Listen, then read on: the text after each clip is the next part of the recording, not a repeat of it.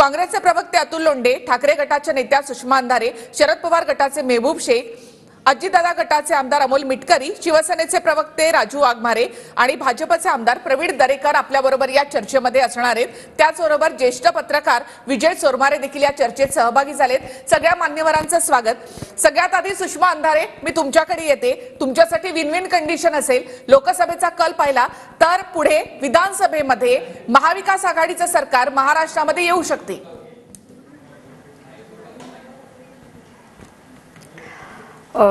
आभारी आहे माध्यमे आमच्याही सकारात्मक बातम्या दाखवतात, त्यामुळे आभारी आहे मी तुमची।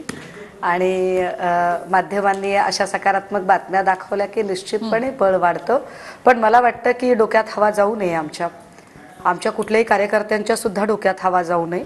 आम्ही अतिशय अगदी डाऊन टू अर्थ राहून, जमिनीवर राहून काम केलं पाहिजे आणि उलट अधिक जबाबदारीने काम केलं पाहिजे। आणि त्याच्यासाठी महाविकास आघाडीतल्या प्रत्येक घटक पक्षाचा अगदी टॉप टू बॉटम प्रत्येक सदस्य हा कटिबद्ध असेल आणि ताकदीने काम करेल। अमोल मिटकरी, राजू वाघमारे आणि प्रवीण दरेकर, तुमच्यासाठी म्हणजे तीनही महायुतीमधल्या पक्षांसाठी मात्र ही एक धोक्याची घंटा असणार आहे। प्रवीण दरेकर, सगळ्यात मोठा पक्ष म्हणून मी आधी तुमच्याकडे येते। तर जागा पुन्हा एकदा मी तुम्हाला सांगते, तुम्ही उशिरा सहभागी झालात म्हणून 288 पैकी लोकसभेचा एकूण जर कौल पाहिला तर त्यामध्ये महाविकास आघाडीला 158 जागांवर यश मिळू शकतं, तर महायुतीला 127 जागांवर। म्हणजे पुढे लोकसभेच्या कलानुसार सांगतोय आम्ही, हा विधानसभेचा पोल आहे आणि लोकसभेच्या कलानुसार विधानसभेमध्ये म्हणजे महाराष्ट्रामध्ये महाविकास आघाडीचं सरकार येऊ शकतं। महायुतीसाठी धोक्याची घंटा। दरेकर,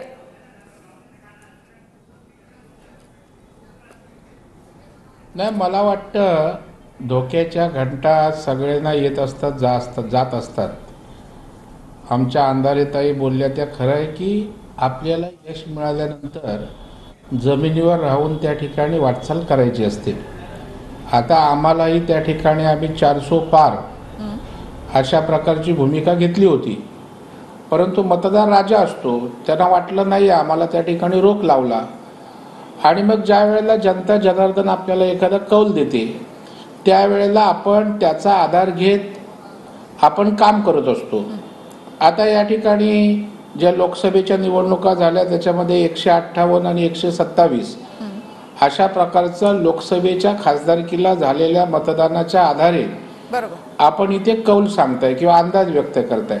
पण राजकारणात 2+2 कधीच 4 होत नसतात आणि त्याच्यामुळे अजून 3 आणि 3 6 पक्ष आहेत, त्यानंतर राहिलेत 3-4 महिने अजून, आणि त्याच्यामुळे अजून बऱ्याच गोष्टींची उलथापालट या ठिकाणी राजकीय होऊ शकते।